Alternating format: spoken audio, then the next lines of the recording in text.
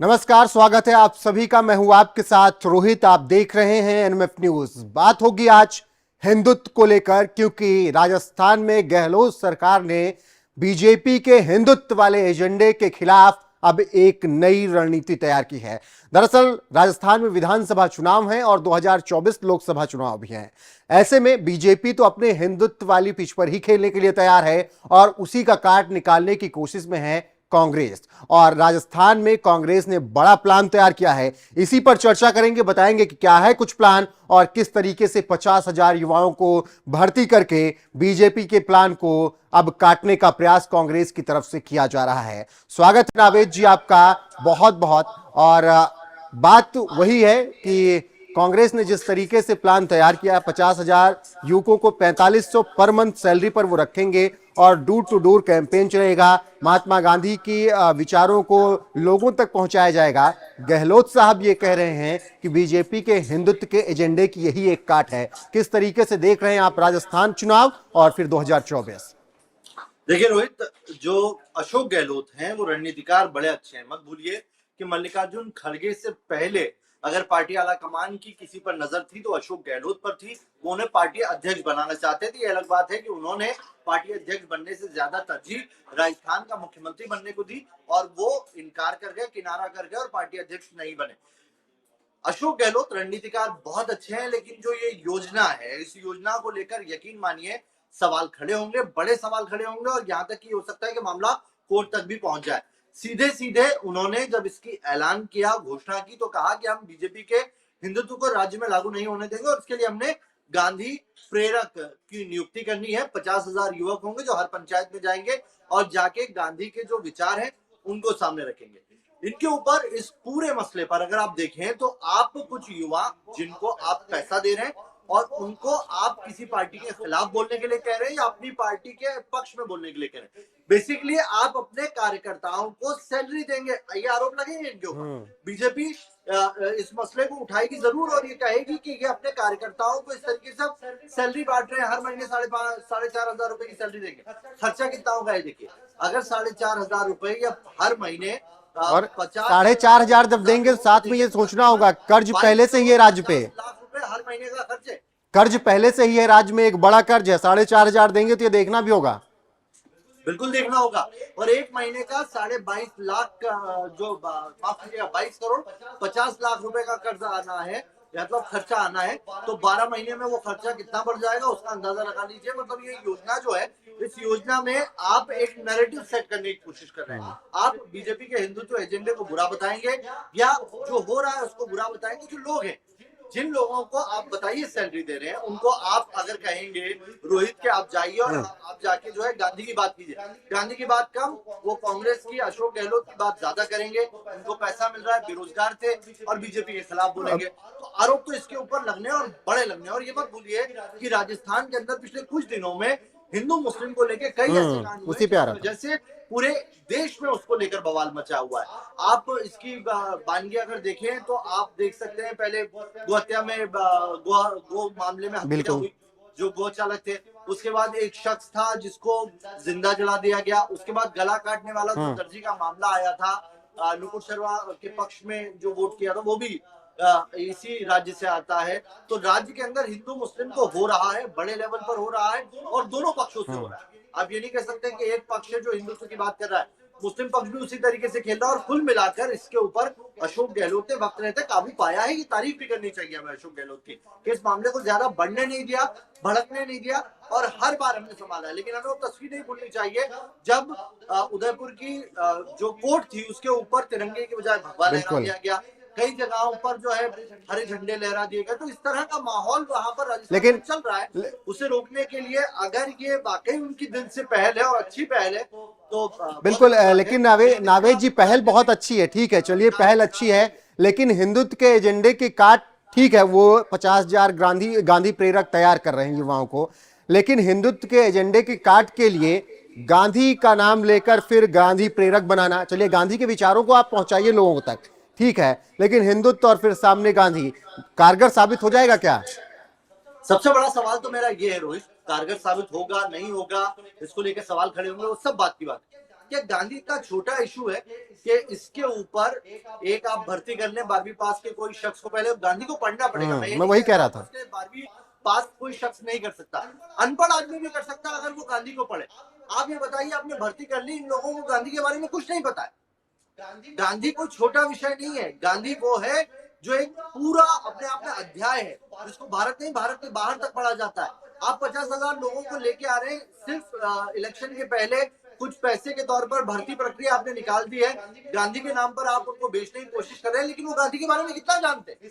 इसका कोई आकलन है? 12वीं पास से भर्ती कर लो, बस यही एजेंडा है ना। उनके ऊपर उनसे कोई सवाल जवाब नहीं किया जाएगा कि वो गांधी जी के जीवन के बारे में जानते। बिल्कुल बिल्कुल नावेद जी, ये सच है कि कांग्रेस लगातार सवाल उठाती है कि बीजेपी के जो कार्यकर्ता हैं, बीजेपी से जो इन्फ्लुएंस हैं, वो केवल गांधी को उतना ही जानते हैं जितना व्हाट्सएप और सोशल मीडिया पर है। लेकिन दूसरी तरफ ये भी सही है जो आप कह रहे हैं कि गांधी को अगर आप पढ़ने बैठेंगे तो गांधी एक बहुत बड़े विषय हैं, और उनको इस तरीके से हर चीज में मुझे ला देना, ये बस यही है कि एक चुनावी रणनीति आपकी है, चुनाव जीतना, इसीलिए आपने फिर से गांधी को सामने रख दिया। लेकिन यहां पर सवाल मेरा ये है कि आप चलिए गांधी प्रेरक तैयार कर रहे हैं, लेकिन आपके ही जो सिपाही हैं, आपके ही जो साथी हैं, आप नाम समझ रहे होंगे, पायलट साहब खुद ही विरोध में उतरे हैं, तो कितना फिर सक्सेस आप हो जाएंगे राजस्थान में? देखिए, ये उसी डैमेज को कंट्रोल करने की कोशिश है, लेकिन डैमेज कितना होगा नहीं होगा ये इलेक्शन के बाद मालूम पड़ेगा। गांधी के नाम पर जब स्वच्छता भारत मिशन चालू किया था प्रधानमंत्री नरेंद्र मोदी ने, तो किस तरीके से कांग्रेस बोल रही थी कि गांधी के नाम पर राजनीति की जा रही है। आज आईना देखना चाहिए अशोक गहलोत को कि क्या वो राजनीति गांधी के नाम पर नहीं कर रहे हैं। गांधी के नाम पर आपने पूरी एक योजना निकाल दी और इस योजना के ऊपर तो बड़ा सवाल खड़ा हो रहा है। दूसरा सवाल यह है कि पायलट को गांधी तो ये कहते थे ना कि अगर कोई एक तमाचा मारे तो दूसरा गाल आगे कर दीजिए। गांधी तो मिलने का भाव बताते थे। आपकी पार्टी के, आपके डिप्टी सीएम, आपके पूर्व पार्टी अध्यक्ष पायलट जो है, आप उनसे नहीं मिल पा रहे, इतनी दूरियां आपने बना ली है उनसे, और आप उसके बाद जो है गांधी जी के जीवन आदर्शों पर चलने की बात कहते हैं। आप अपने अंदर थोड़ा सा बदलाव लाइए और पायलट को बोलिए एक मंच पे आते हैं और चुनाव लड़ते हैं। जो आप कह रहे हैं हमसे गलती हो गई, आप उनके लिए पद छोड़ देते। भाई गांधी जी ने तो कभी पद ही नहीं लिया। तो यही यहाँ पर एक सवाल फिर ये, चलिए कांग्रेस की तो रणनीति दिख गई है राजस्थान में, लेकिन गांधी प्रेरक 50,000 तैयार हो रहे हैं, उसके सामने बीजेपी की रणनीति क्या कुछ होगी राजस्थान में? देखिए, बीजेपी की रणनीति अभी के बारे में अगर कहें तो जो खबरें आ रही है, जो राजस्थान के जितने भी जर्नलिस्ट हैं इनसे चर्चा कर रहा हूँ, ये बातचीत हो रही है कि राजस्थान में चल क्या रहा है। तो राजस्थान में जितनी कांग्रेस की हालत खराब है, उतनी हालत खराब बीजेपी की भी है, ये बात भी जान लीजिए। राजस्थान के अंदर हर 5 साल बाद सरकार बदल जाती है, ये रिवाज रहा है, लेकिन ये रिवाज हमेशा से ऐसा भी नहीं है। पिछले 27 साल से रिवाज चल रहा है, उसके पहले ऐसा नहीं होता था, उसके पहले पार्टियां रिपीट करती थी। लेकिन हाँ, पिछले आप देखें अगर 5-6 चुनाव से, तो इस तरह का कल्चर आया है। लेकिन बीजेपी में भी सिचुएशन नॉर्मल है, ऐसा नहीं है। कई सारे ऐसे चेहरे हैं जो चाहते हैं कि वसुंधरा राजे की बजाय अब उनको पार्टी चुनाव में मुख्यमंत्री के फेस पर लड़ाए। तो कई ऐसे राज्य के नेता है, कई ऐसे केंद्र के नेता जो राजस्थान से ताल्लुक रखते हैं, तो उन सबके बीच में तारतम्य बैठाना बीजेपी के लिए आसान नहीं हो। लेकिन देखिए, दोनों में फर्क है। बीजेपी और कांग्रेस में एक बड़ा मेजर फर्क है, जिसकी बात मैं बार बार कहता हूँ। बीजेपी के अंदर ना वसुंधरा खुश, बीजेपी के अंदर ना दूसरे वो केंद्रीय मंत्री जो राजस्थान से आते हैं वो खुश, सब में आपस में ठनी हुई है। जो राजस्थान इकाई के नेता है, उनमें भी आपस में ठनी, लेकिन कोई बयान सामने नहीं आता है। अब देखिए, इधर 2 बड़े चेहरे हैं, राज्य के 2 बड़े चेहरे, सीएम और पूर्व डिप्टी सीएम, दोनों आपस में लड़ रहे हैं, बयान सामने आ रहे और आज से नहीं आ रहे। कितनी बार हालात ऐसे आ गए कि वो बीजेपी में अब जाए कि तब जाए वाली नौबत आ जाती है। पार्टी हर बार चुप करा देती, चुप हो जाती है। लेकिन बीजेपी के अंदर इतनी सारी चीजें बहुत लंबे वक्त से चल रही है, लेकिन कोई बयान सामने नहीं आया। तो संगठन की, पार्टी की यही खूबसूरती है रोहित। और पार्टी अगर जीतती है तो जीतने के बाद वो जिसको अगर चेहरा बनाएगी तो सबको मानना ही पड़ेगा। ऐसा नहीं होगा यहाँ पर कि आपने कोई अंदर खाने पहले दूसरा फैसला कर लिया, बाद में जो मुख्यमंत्री वो बनने से हटने से मना कर देंगे, बाद में दूसरे नेता खफा हो जाएंगे, उनको सड़क पे आना पड़ेगा, रैलियां निकालनी पड़ेगी। तो बीजेपी में जो सिस्टम है वो दूसरे। बिल्कुल, आखिरी सवाल फिर यही है कि एक तरफ जादूगर का प्लान तैयार है भाई, गांधी प्रेरक वो बनाने के लिए तैयार है, दूसरी तरफ तो बीजेपी जिस पिच पर खेलती आई है उसी पिच पर 2024 में और उससे पहले राजस्थान चुनाव में भी आपको नजर आएगी। तो जादूगर का जादू चलेगा या फिर मोदी मैजिक दिखेगा राजस्थान में, क्या कुछ लग रहा है? सवाल मेरा यह है कि जादूगर का जादू चलेगा राजस्थान में या फिर मोदी मैजिक राजस्थान में दिखेगा? नावेद जी, अगर आवाज आपको मिल रही है तो। जी, मुझे मिल रही है रोहित। और देखिए आप ये देखिए कि बतौर मुख्यमंत्री अशोक गहलोत के जो पिछले 5 साल रहे हैं, उन्होंने राजस्थान की जनता को बहुत कुछ दिया। आपकी जो सबसे बड़ी योजना है, जो लोगों के दिमाग में बैठी है, उसे नजरअंदाज नहीं किया जा सकता। अशोक गहलोत ने अपना ग्राउंड मजबूत किया है राजस्थान में। इस बार के जो 5 साल का उनका टेन्योर था और पिछले 5 साल का जो टेन्योर में अगर देखेंगे आप, जो इससे पहले रहे जब वो मुख्यमंत्री, बहुत फर्क है। इस बार उन्होंने जो बीमा योजना लेके आए ना, वो राजस्थान के लोगों के सर पर चढ़कर बोल रही है। आप देखिए, अभी तक ये कहा जाता था कि जो सरकारी अस्पताल है उनमें चीजें नहीं होती है, व्यवस्था नहीं होती, उन्होंने उनको तो दुरुस्त किया ही। जो सरकारी अस्पताल थे उनको तो दुरुस्त किया। सारे राजस्थान के लोगों का उन्होंने बीमा करवा दिया। मतलब आपको अगर कुछ भी होता है, आपके आसपास सरकारी अस्पताल है या प्राइवेट अस्पताल है, आप चले जाइए, उसका पैसा राज्य सरकार देगी। बहुत बड़ी योजना है रोहित। मतलब आप ये देखिए कि हमारे देश में हम शिक्षा सिक्योरिटी की बात करते हैं, फूड सिक्योरिटी की बात करते हैं, लेकिन विदेशों में हेल्थ सिक्योरिटी होती है। आप विदेश में कहीं पर हैं, आपके यहाँ पर कोई बीमार पड़ जाता है तो आपको हेलीकॉप्टर से लेकर जाया जाता है, लेकिन आपका पूरा इलाज किया जाता है। और लोगों को बड़ा लगता है कि यार वो जहाँ पर यहाँ पर मेडिकल जो कह सकते हैं कि जो मेडिकल एक इंडस्ट्री बहुत ज्यादा फैली हुई है। लोग मेडिकल माफिया नाम तक की टर्मिनोलॉजी देते हैं। अगर उस देश के अंदर इन्होंने एक राज्य के सब लोगों के अंदर मेडिकल मुफ्त जैसी कोई सुविधा लेके आ गए, तो ये अपने आप में बहुत बड़ा ब्रेक थ्रू है अशोक गहलोत के लिए। और अगर उस नाम पर इन्हें वापस से वोट मिले तो उससे इनकार नहीं किया जा सकता। दूसरी तरफ मोदी मैजिक की अगर बात की जाए तो देखिए, पिछली बार मैं विधानसभा और लोकसभा दोनों का जिक्र करूंगा, दोनों में एक नारा चला था। पिछली बार विधानसभा चुनाव में नारा चला था, मोदी तुझसे बैर नहीं, वसुंधरा तेरी खैर। यानी कि राजस्थान के लोगों ने सीधे कहा था कि हम लोकसभा में प्रधानमंत्री नरेंद्र मोदी के साथ हैं, लेकिन हमें राज्य में बीजेपी से दिक्कतें हैं।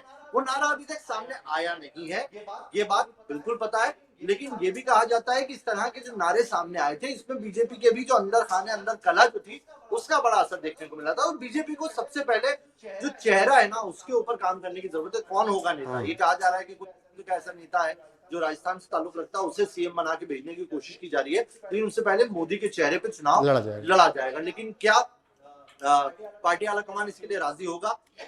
क्योंकि अगर अंदरूनी इकाई में ऐसे ही मतभेद रहे तो मोदी के नाम को वो लोकसभा चुनाव के पहले खराब नहीं करना चाहेंगे। तो ये वो चीजें हैं जिसके ऊपर वर्कआउट करने की जरूरत है। लेकिन ये जरूर कहा जा सकता है कि मोदी सबसे बड़ा नाम है आज देश के अंदर। और राजस्थान में भी अगर देखा जाए तो चुनाव जो विधानसभा का होगा उसमें मोदी के नाम पर अगर जाएंगे तो फायदा जरूर मिलेगा, लेकिन दूसरे नाम पर अगर लड़े तो दिक्कतें वहां पर भी बीजेपी के लिए बिल्कुल नवेद जी। तो अब देखना होगा कि गांधी प्रेरक वर्सेस हिंदुत्व क्या कुछ राजस्थान में होता है और किस तरीके से अशोक गहलोत आगे रणनीतियां बनाते हैं और किस तरीके से बीजेपी रणनीति बनाती है। इस विषय पर हमने चर्चा की। आप हमारे साथ जुड़े नवेद जी, आपका बहुत बहुत धन्यवाद। तो हमने यही बात की कि किस तरीके से पूरी प्लानिंग कांग्रेस ने तैयार कर ली है अपनी राजस्थान में, और अब वो हिंदुत्व के जो बीजेपी का एजेंडा है उसकी काट निकालने के लिए 50,000 गांधी प्रेरक तैयार कर रहे हैं। डोर टू डोर जाएंगे और वो गांधी के विचार लोगों तक पहुंचाएंगे। और अशोक गहलोत ने साफ कहा है कि हिंदुत्व के एजेंडे को राजस्थान में पनपने नहीं दिया जाएगा। ऐसे में बीजेपी यानी प्रधानमंत्री नरेंद्र मोदी के चेहरे पर जिन्हें चुनाव लड़ना है, वो क्या कुछ रणनीति बनाते हैं और किस तरीके से राजस्थान के मैदान में उतरते हैं, यह देखना दिलचस्प होगा।